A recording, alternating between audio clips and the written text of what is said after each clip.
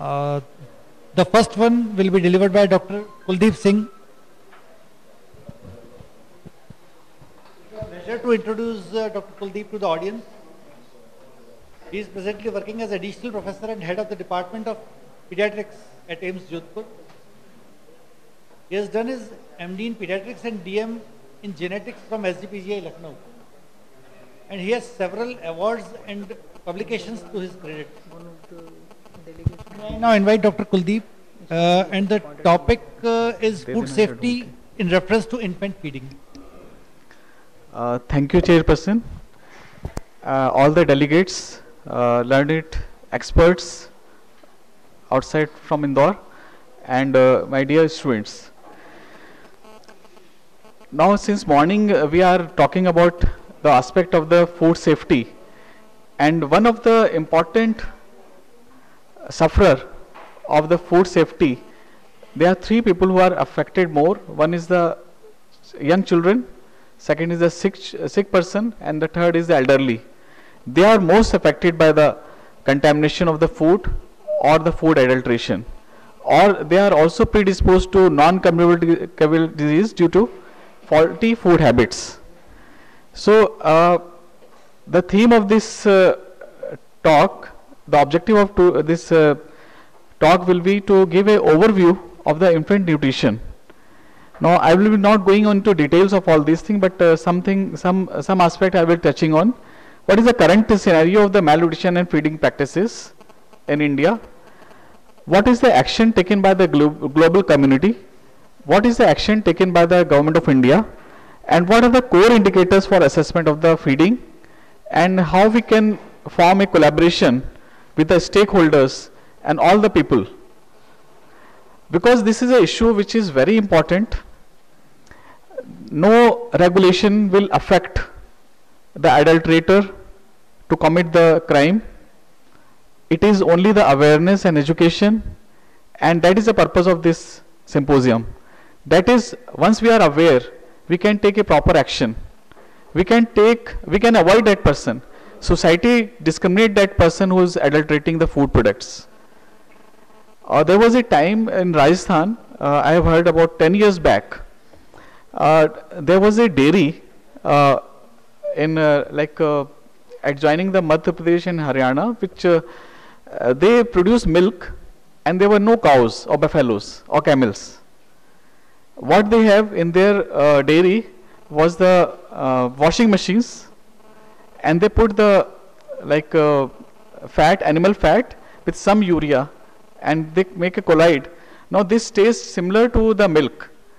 It also transformed into curd, and it also used to have the mawa and the khoya out of that. Only thing is that it was not affecting directly, but over a period of long time the effects were seen. But luckily, fortunately, they found the solution, and they found the adulterant also with the help of a simple test which can be performed by even at home. That is by the red litmus paper. With the help of red litmus, we can detect the contamination by urea.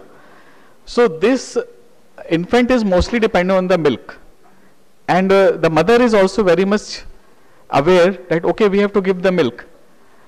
Now it is the responsibility of the mother, that is, instead of giving the milk from the other animals, they should concentrate more on the breast milk. So that is the purpose, that how we can make the breast milk as a complete food, and how we can understand. So this theme is from farm to plate, make the food safe. It is the only human being who shows marked dependency on the caregiver for feeding and survival. In the lower animals, in the dogs and cats and buffaloes and cows, they themselves attract to the udder and they take the milk on their own. But in the human, there is a lot of effort is required, lot of training is required.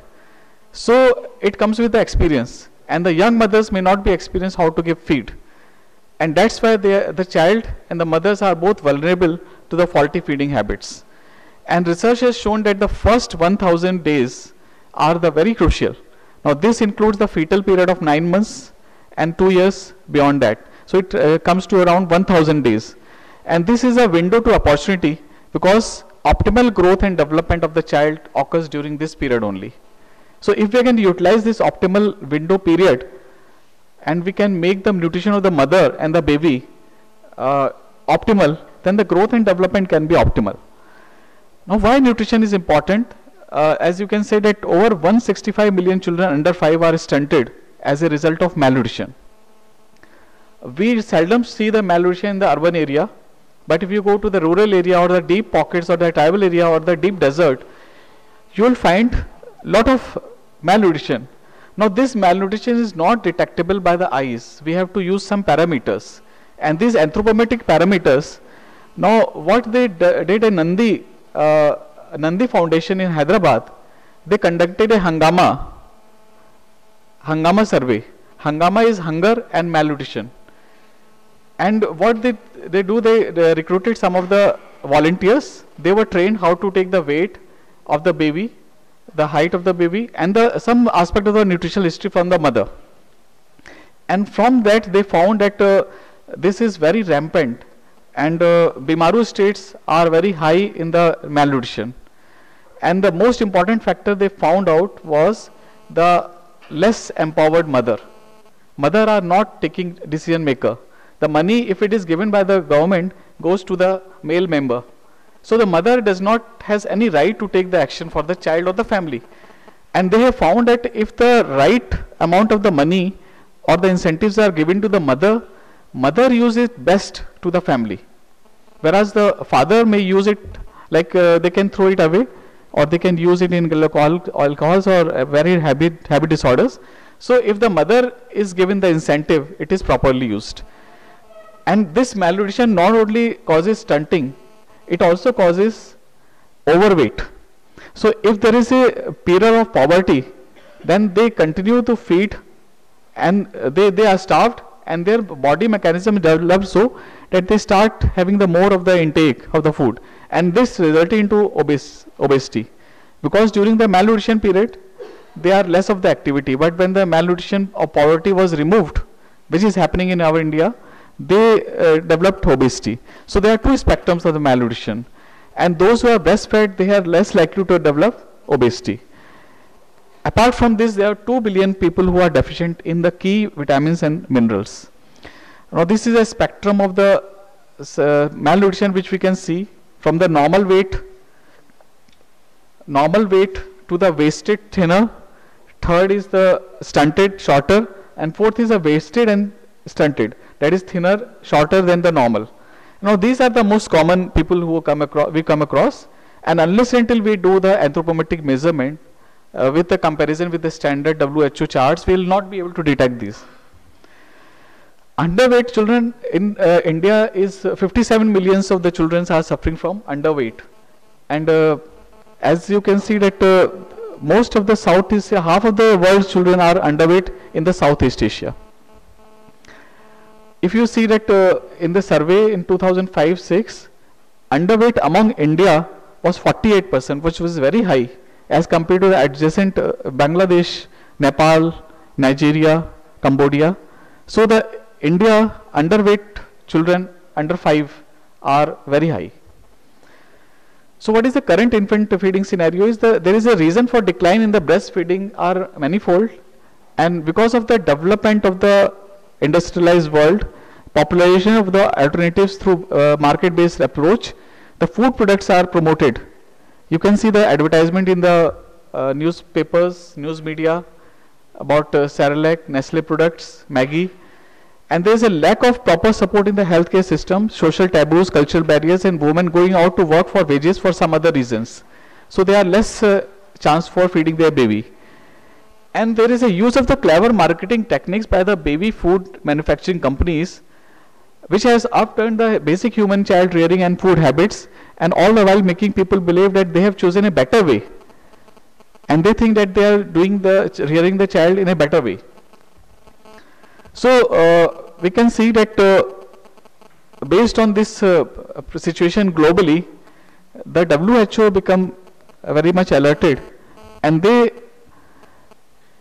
with the World Health Assembly adopts the International Code of Marketing for Breast Milk Substitutes. Now apart from this, In 1990, there was an Innocenti Declaration for the breastfeeding, and there was a Convention on Rights of Children on the same year. The Article 24 of this CRC says that to ensure that all segments of the society, in particular parents and children, are informed, have access to education, and are supported in use of basic knowledge of the child health and nutrition, the advantages of breastfeeding hygiene and environmental sanitation and prevention of accidents is very important. Apart from this, there is a Millennium Declaration on the Millennium Development Goal, which was there for 215. Now this has been replaced by the SDG. 2002 also saw a new clause for World Fit for Children, and then there was a UNICEF and WHO combined strategy on the global strategy for infant and young child feeding. Now this is a very important area, and there's more of the research and skill has been developed among all the experts in the nutrition as well as pediatrician. And in 2005, this Innocenti Declaration on Infant and Young Child Feeding celebrated the 15th anniversary. In India in 1992, a bill was passed which says that infant milk substitute, feeding bottles and infant foods regulation should be discarded, and this act was further strengthened and amended in 2003. And it also formed that there was a Cable TV Networks Act in 2000 banning all the TV ads related to the breastfeeding or the infant feeding. All parties supported it, even the various NGOs and the Breast Promotion Network of India and ACASH, they were gazetted as the NGOs for this cause. Another essential step taken by India along with the global strategy for infant feeding was National Guidelines on Infant and Young Child Feeding in 2004. Then it was updated in 2006 and now recently 2013. Other policy which have been promoted by the Government of India is that maternity benefit, which was earlier 3 months, now it has been extended to 6 months. And they launched a cash incentive scheme in 2011 for some wages compensation for all women, so as to cover the unorganized sector. So this SDG, which was as a part of the World Health Assembly Regulation 2012, produced 6 targets. First target was 40% reduction of the global number of children under 5 who are stunted. Target is 50% reduction of anemia in women of the reproductive age. Target 3 is 50% reduction of the low birth weight. Fourth is the increase in the exclusive breastfeeding rates in the first 6 months of at least 50%. And target 5 was increase in the childhood overweight. No increase in the childhood overweight. So this is coming up. And target 6 is reducing and maintaining the childhood wasting to less than 5%. IYCF and its role has shown that the breastfeeding up to 6 months and breastfeeding up to 6 months can extend the decrease the child deaths by up to 13%. And if there is a exclusive breastfeeding as compared to the not breastfeeding, the relative risk for survival is better with the exclusive breastfeeding. Now this is one is a window of opportunity for 1000 days, but here there is a critical period of opportunity which is from 3 months to 22 months. Now this is very important because here the breastfeeding is replaced by the top feeding. So these are the IYCF core indicators, and these 8 indicators I would like to just highlight. First is early initiation of the breastfeeding. Now what the definition says that proportion of the children born in the last 24 months who were put to breast within the 1 hour of birth. That is the indicator, core indicator for the early initiation of the breastfeeding. Exclusive breastfeeding is defined as proportion of the infants aged 0 to 5 months who are fed exclusively with the breast milk.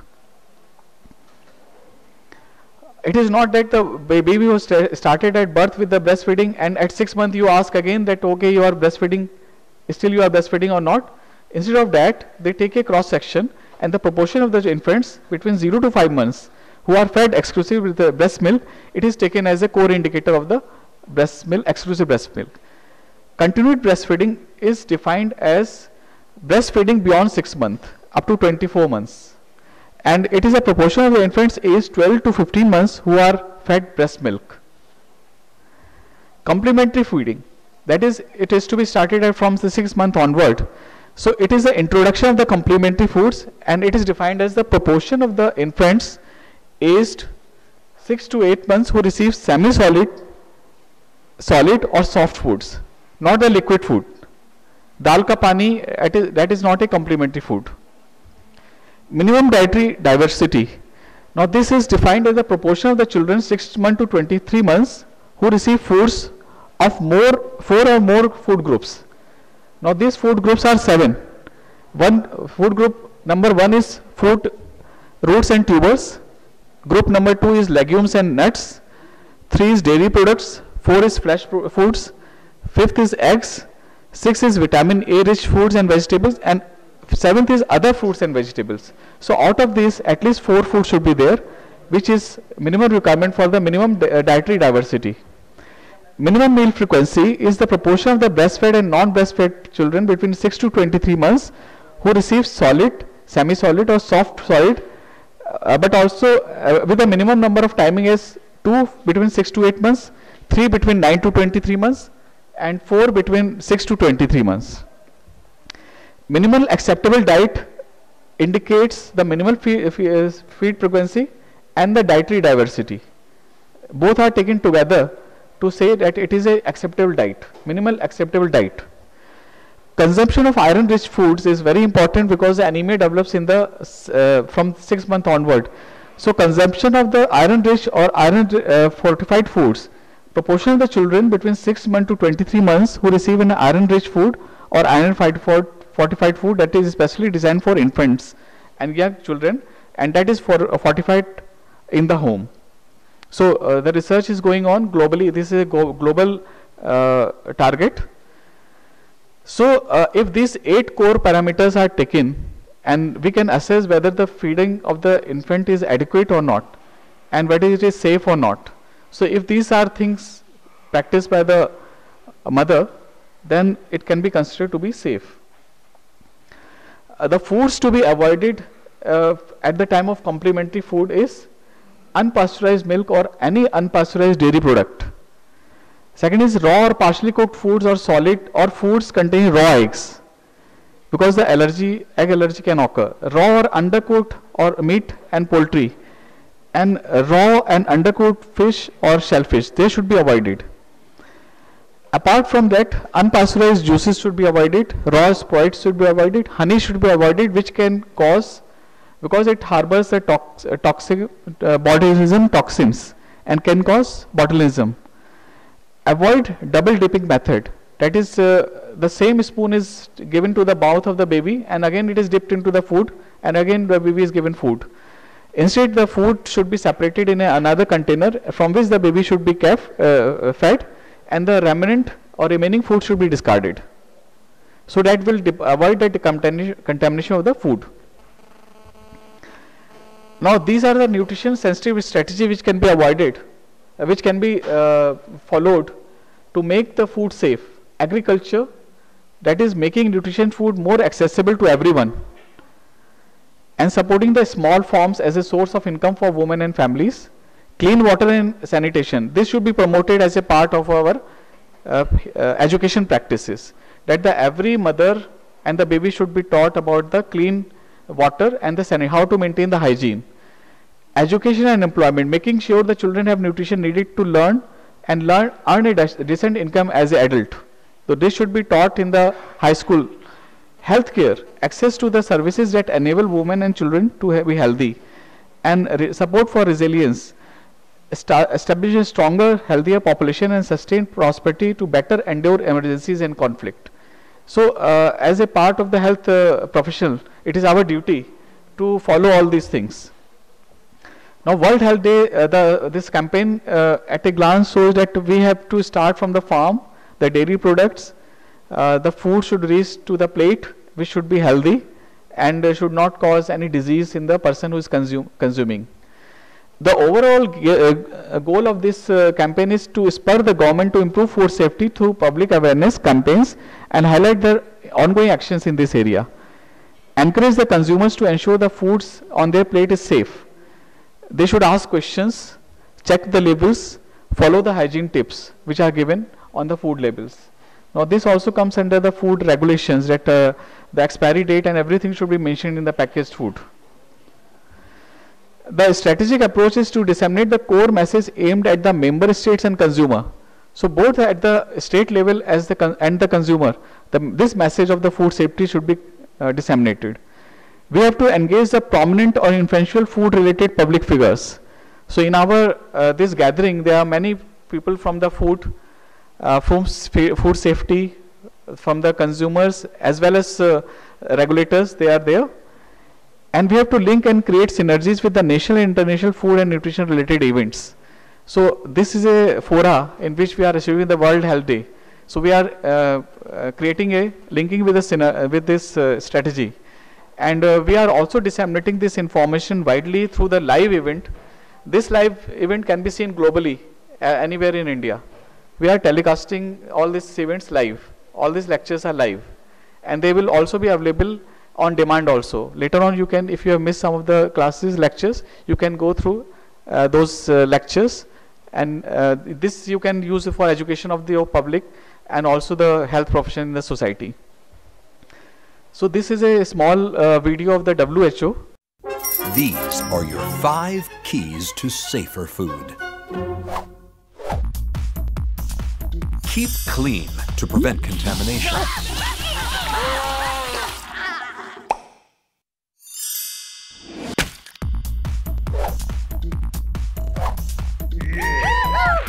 Separate raw and cooked foods to avoid cross-contamination.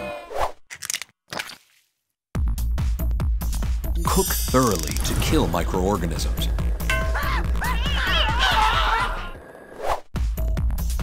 Keep food at safe temperatures, either hot or cold, to prevent bacterial growth.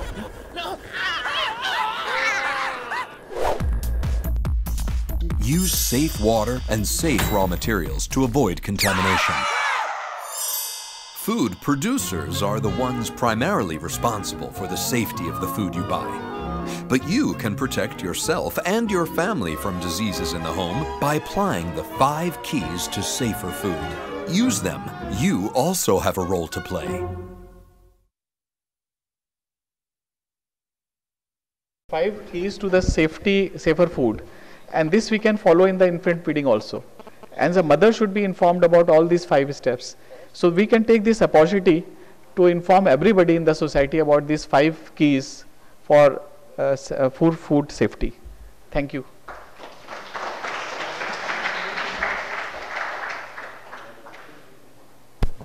Thank you, Dr. Kuldeep, for highlighting the importance of breastfeeding and importance of keeping the food safe, contamination free, and keeping the baby safe, disease free. Any question? Just 1 or 2 can be accommodated. Okay, thank you, Dr. Kuldeep. Thank you. Good. Sir, what is the prevalence of bottle feeding in our area, Jodhpur? Bottle feeding is very high. Actually, what happens that there is a culture in the Jodhpur and adjoining Rajasthan that the baby cannot be accompanied by the mother. The baby, if he is going to the hospital or any other place, it is accompanied by the grandmother or the grandfather. And in the meantime, if they have to feed, they keep the bottle. And this single bottle has been purchased for many months back. And it is not properly cleaned. The nipples are not cleaned. And the milk is diluted, milk is used. So there is a lot of, again this is because of the ignorance. And we as a health professional are not promoting the breastfeeding, that even the breast milk can be used in the bottle. And if they are taught, if a situation is there are some rare condition in which the breast milk should be expressed and should be given with the help of, so instead of bottle, it can be used, katori or paladi can be used. So if we as a health professional, we can disseminate this information to even the mother, even the grandparents are receptive at that time. If we can show that, document them, okay, this is there is a contamination and it can cause diarrhea. Thank you.